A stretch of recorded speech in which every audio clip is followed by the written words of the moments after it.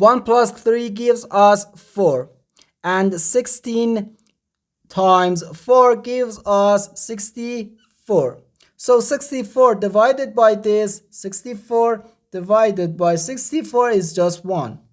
But this answer is not correct. Because according to the order of operations, first we have to do parentheses, then exponents, then multiplication or division, and finally addition or subtraction. Remember that multiplication and division have equal priority and we have to work from left to right. And the same applies to addition and subtraction.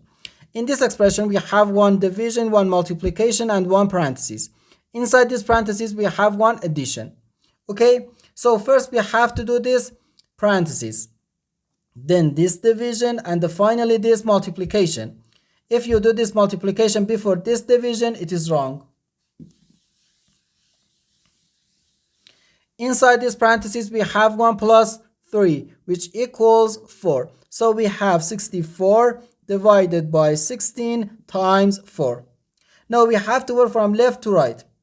So 64 divided by 16 gives us 4. And 4 times 4, which equals 16.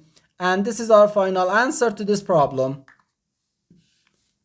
The correct answer is 16.